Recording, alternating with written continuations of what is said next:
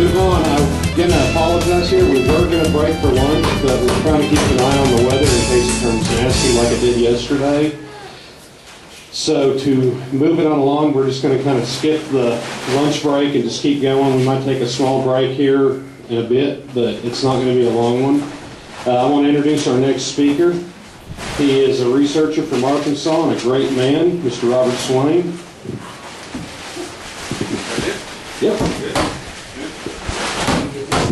I'll pay you later. Thank you. Glad you came out today on a windy day. It's exciting to be here at this Cross Twisters. Is that what it is? Cross Tornadoes, Cross Timbers. I got here late. I'm a minister and had to do a funeral yesterday, and I didn't get here till about 9 o'clock. And man, I didn't know what was happening with the weather. And so I slept in my car, and I slept in the casino parking lot over here in my car. Minister at the casino. Okay. DW's putting my presentation up here. I think he's just about to get it. I don't know if you're going to be able to read all this, so I'll probably read it with you, for you, I mean. My name is Robert Swain, and I've been doing research since 2007. Before that, I was always interested in Bigfoot. I was an armchair squatcher. I watched everything that came on the television. I'd read everything I could get my hands on. And one day it just dawned on me. I said, why am I sitting in a chair and letting all these other people that I'm watching and reading about have all the fun? And so I got on the internet and I found a place, and I went down to Texas to the Texas conference, and the next year I asked if I could come and speak for a table space because I had some things I wanted to sell. And Craig was very gracious to me. He's sitting in the back there. The next year I met DW there at Honubi, and it just kind of boiled over from there. Is somebody going to push the button for me? Where's the button pusher? Where's my Vanna? All right, okay, here we go. I started drawing cartoons. I've always been interested in art, but I started drawing cartoons in 2007 for my son. He was in grade school then. He's in junior high now, but they were just silly little cartoons about Bigfoot, and I showed them to some people, and they really liked them. And Kathy Strain from the Alliance of Independent Bigfoot Researchers suggested I start showing these to people, and so that's what I did at the Texas conference that first year. This says, we need more plaster, and a lot of the cartoons that I draw is about me. Most of them, if there's a Bob in there, I'm the butt of the joke, and I always try to draw my son in there too. But we go out researching. I call my son my Bigfoot bait when we go out, and we've been in several different states looking, and had some. We've never had a sighting. We found footprints. We've heard audio recordings. We found tree breaks. We found a tree structure. Had rocks thrown at us, and I had a pine cone thrown at me. But I've never seen anything yet. DW promises me that I will someday, but not yet. Not yet. Go ahead. Go ahead. I would encourage you, if you're interested in Bigfoot at all, Sasquatch at all, to find you an organization that you can be a part of. There's all kinds of organizations out there. This is one I draw, and it's the Bigfoot Overreactors Organization, BOO for short. And they have Class A encounters every time they go out. If you see an organization that sees a Bigfoot every time they get out of the car, either they found the honey spot, or maybe they're a little bit reacting to things. But the three guys here, a raccoon up here, and he says, "Oh, I heard it. Where's Jim? Oh, it's got Jim. Oh, where is it? Lordy, Lordy!" And Jim's laying down there playing dead on the ground, saying, "Shut up and play dead." And that's some organizations are just like that. You can find those on the internet, but find you a credible organization that is very interested in the subject, very interested in following protocol, scientific protocol, and researching and documenting what they find.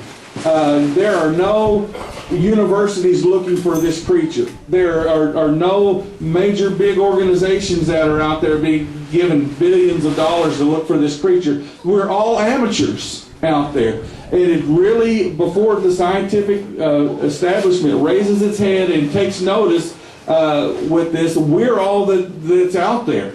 And so what we need to do is make sure we're as credible as we possibly can be. So find you that good organization that's out there. Go ahead, DW. Here's another one for Boo. Find an organization that will prepare their organization. I don't know if you can see this or not, but every tree has a little box that says, break, in case of emergency, break glass, and inside the box is a pair of Y-fronts. And so I've been in the deep, dark woods sometimes, and this happens.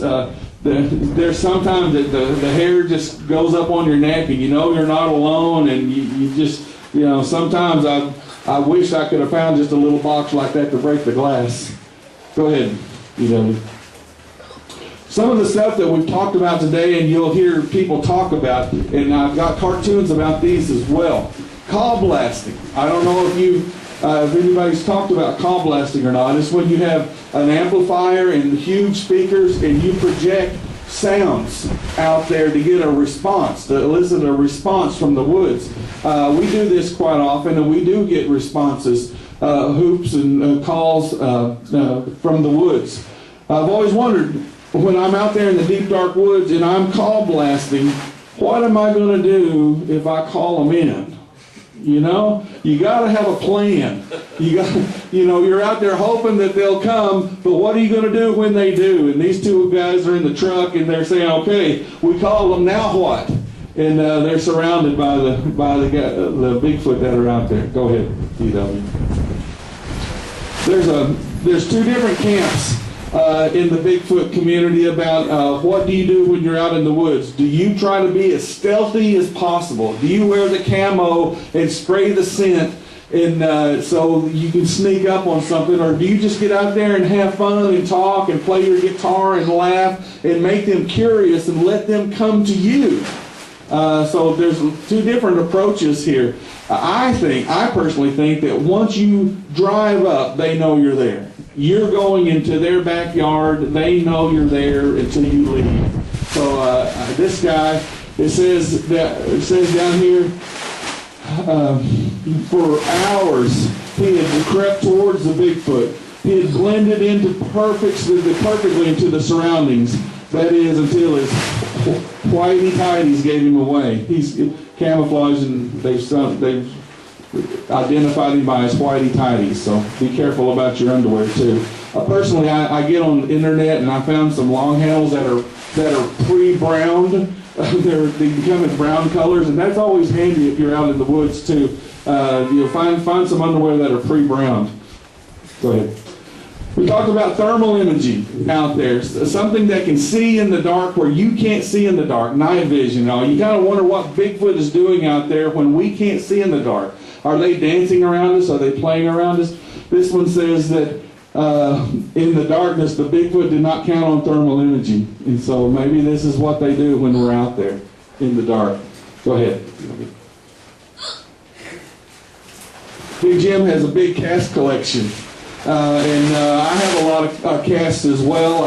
I was so excited at Christmas. I had a big old box, and it came from my father-in-law, and I ripped into it, and he talked to Dr. Meldrum up in Idaho, and he got me a copy of the butt cast that's in Dr. Meldrum's book. And it's about this wide, and it's I'm trying to talk my wife into letting me hang it on the wall, but she's not there yet. But a big cast of butt. I've got footprints, I've got knuckle prints, I got hand prints, I got an ankle print from the skookum cast, I got a butt print. Sooner or later, I'm going to have the whole thing. And so I'm looking for that one clumsy Bigfoot that's going to fall down and do that face imprint in the mud, and then I'll really have it there. This says, the guy on the telephone says, "What was that? Hello, hello, hello?" And it says, ironically, in the middle of the phone interview about his massive cast collection, he was accidentally buried alive by said collection. So be careful about that if you collect casts. Go ahead. I like this one.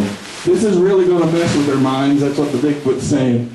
hand cast or something that's quite amazing. They talk about footprints all the time, but the size of the handprints are massive. I'm really intrigued with those.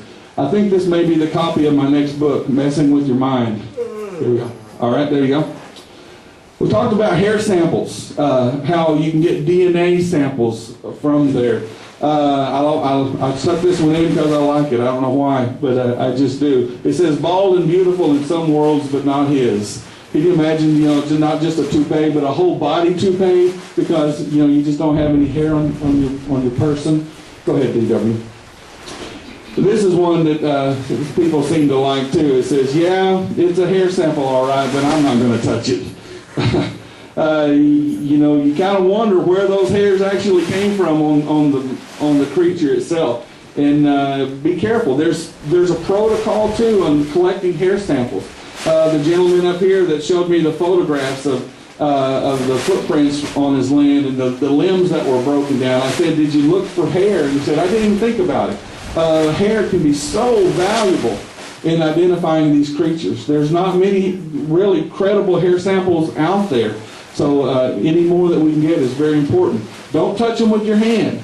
Put them in a paper sack instead of a plastic sack. That's important too. Make sure that there's some type of protocol involved in that. And just don't even think about where the hair comes from. All right, there you go. We talked about scat. Scat is poop. When I talk to kids at grade schools, they don't know what scat is, and so as soon as you say the word poop, everybody laughs, and they're all interested in that. This guy is yelling, "We've got evidence, people! Somebody get me a bag!" And the other side, the guy is saying, "Please get it off my boot! Watch where you step out in the woods." But scat is very important too. I have a piece. My wife, it's in the freezer right now. My wife always threatens to throw it away. So you never know. You never know. Go ahead. Okay. What do Bigfoot eat? There's a connection between farms where there's livestock and the small animals, and there's a connection between Bigfoot and dogs as well. Dogs and cats just seem to disappear. This woman, Bigfoot, is talking to her husband and says, "Why is it every time that we eat out, we always eat fast food in a box?" And you're out in the woods. If your animals are starting to disappear, take note. Something's getting those animals, and it could be a Bigfoot. Go ahead, you do. Carl, you talked about all kinds of photographs and equipment here, electrical equipment. You talked about everything except the thing that was interesting to me. How much does all this cost? That's all you have to do. I'm a gadget guy. I'm totally inept when it comes to technology, but I love gadgets. So all you have to do is show it to me, and I'll say, "How much is that?" And so I jump at it. But make sure you have batteries. This is what this is. This guy's saying, "Dang, it's a bad time for low batteries." And I don't know if Bigfoot actually ride moose or not. But that would be a way cool picture, wouldn't it? To get that. Go ahead, DW.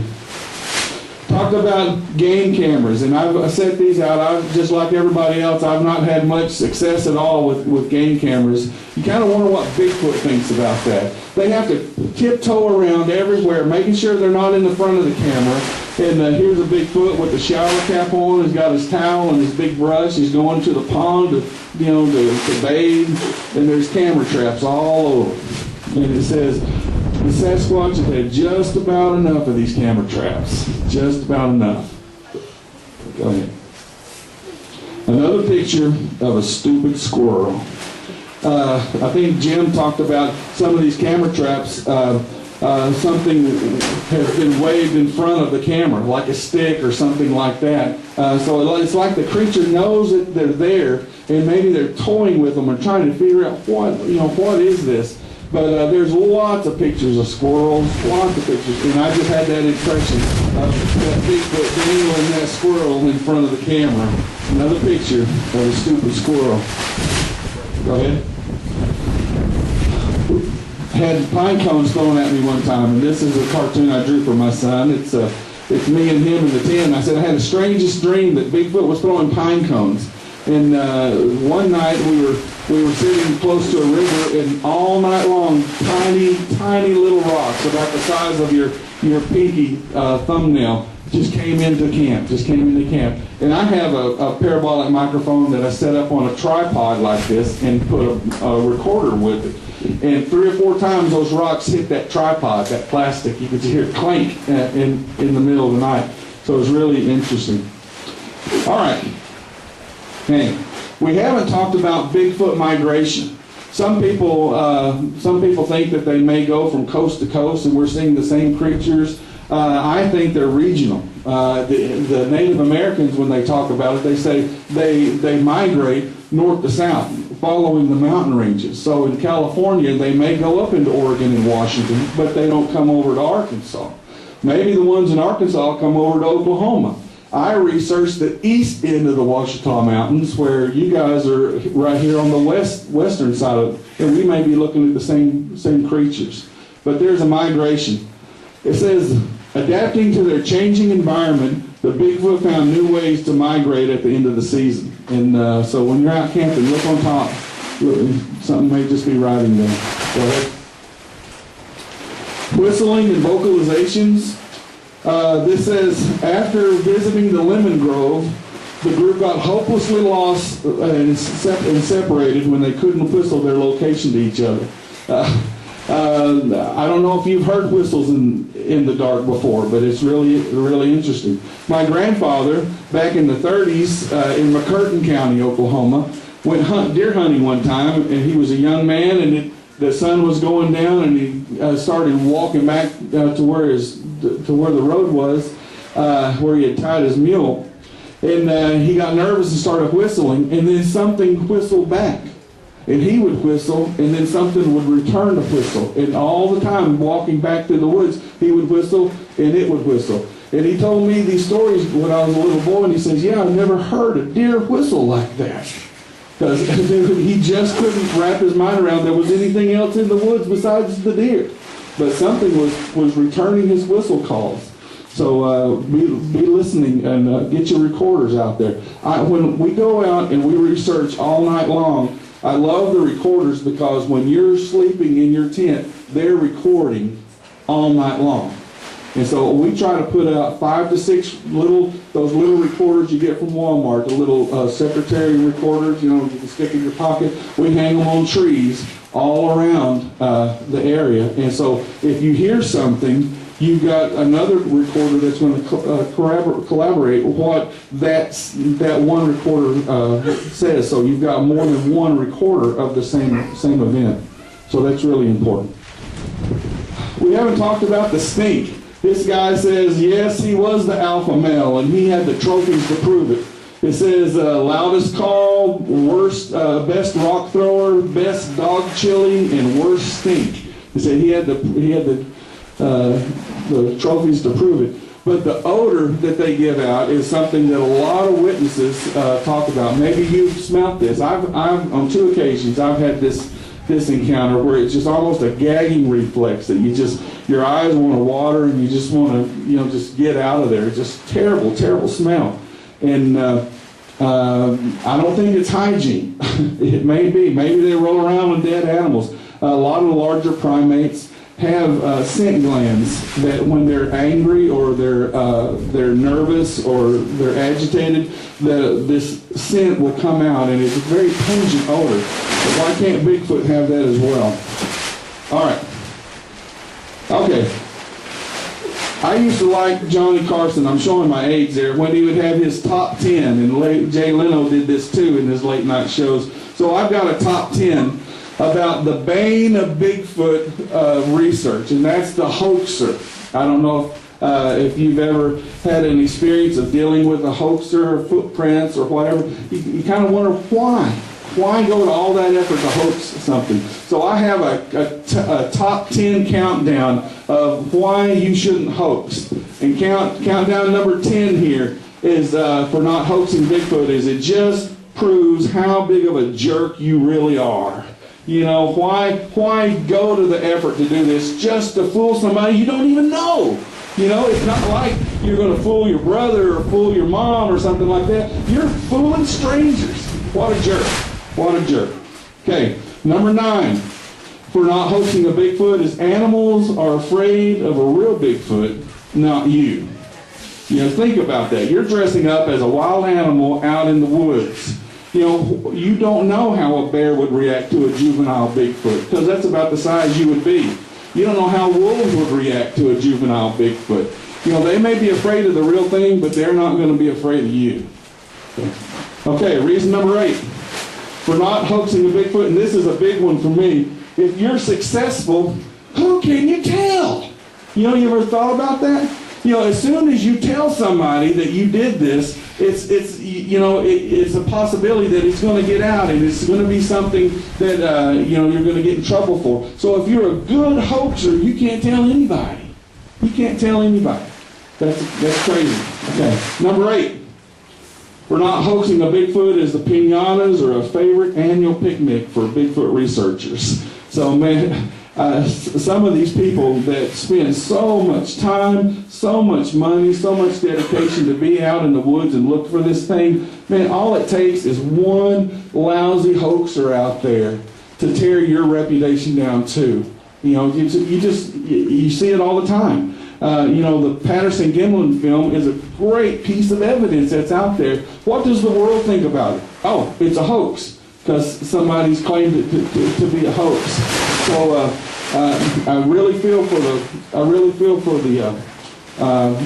researchers who are out there that have to deal with hoaxers. Okay, DW. Number 6.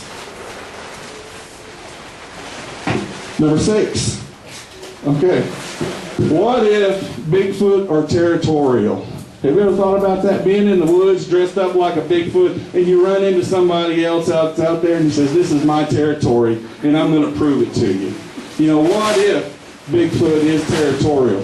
I wouldn't want to be dressed out there. Where do you go? Oh, there. Man, you're all over the place, aren't you?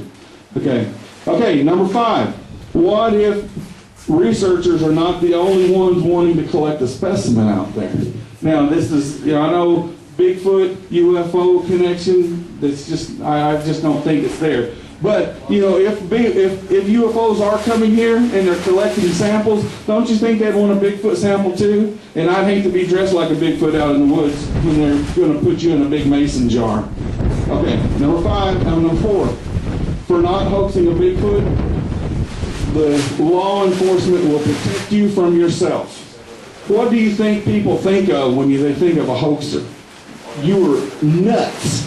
Number 1, to be out there. And number 2, to go to this effort. Maybe you need professional help, and the police will help you with that. I don't know, is it against the law in Oklahoma to hoax something like this? I don't know. In Texas, is it against the law to hoax? I don't know. I don't know if it is in Arkansas either. I just don't. I'd hate to find out that way. Okay, number 3. All right. Okay. Number 3 for not hoaxing a Bigfoot, the amorous advances of a female Bigfoot. That would be a very scary thing to be out in the woods. You're gonna be out there and you're gonna fool somebody. You run into a female Bigfoot that's looking for a boyfriend. And then what's going to happen once you get out there and she realizes that you're not the real deal? Hello? Okay, you're not the real deal. I would hate to be this guy. He's saying, "Oh, please, please, please help me." Okay, and number 2 for not hoaxing a Bigfoot is the amorous advances of a male Bigfoot. I think this would even be worse than the female. You think about that. This is a big guy. We were looking at 27-inch footprint casts. That's a big guy, probably 9 feet, maybe 10 feet tall. And if he's looking for a girlfriend, you're about the size of a female Bigfoot. A petite female Bigfoot, a cutie. And so I would hate to be in the woods when he's looking for a girlfriend. That'd be a very scary thing. Okay, and number 1 for not hoaxing a Bigfoot. It may be the last stupid thing you ever do. You dress up like an animal and run out in the woods, and we know Oklahoma. We know Arkansas. You know, everybody's packing in the woods, and they're going to shoot at anything that moves. It's just stupid to be in the woods and use yourself as a target like this. And somebody's going to call and say, yeah, I got a real live dead Bigfoot and a real live dead body, and I want $1 million for it too. And you may be strapped to somebody's hood because it's a stupid thing that you did. Okay, just a couple more. Here we go. When you go out in the woods, you be careful. I've always liked this one. He's sitting in a cave with a lot of bones, and there's some Ray-Bans on that skull over there, and he says, there's always that one overachieving researcher who just won't go away and take no for an answer. You know, when you hear the wood breaking, and you may hear the growls or even the rocks coming in, something big is in the woods, and it's agitated that you're there. Okay, don't push your luck. Okay, you may be the guy in the cave with the Ray-Bans on. Okay, last one. But after saying that, I will say this: you get out there and you look, because Bigfoot may be closer than you think. Right here in this part of Oklahoma, I grew up in Altus.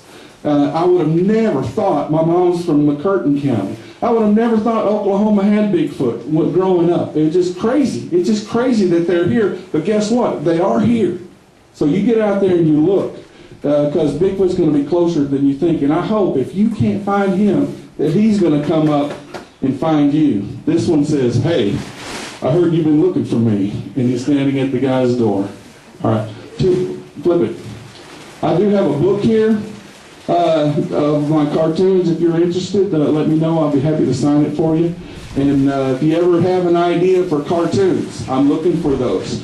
You come to me and I'll jot them down, and maybe you'll get into the book too. That's why you hang out with us all the time. Man, the MABRC is a fodder for cartoons. I tell you what, it is really something.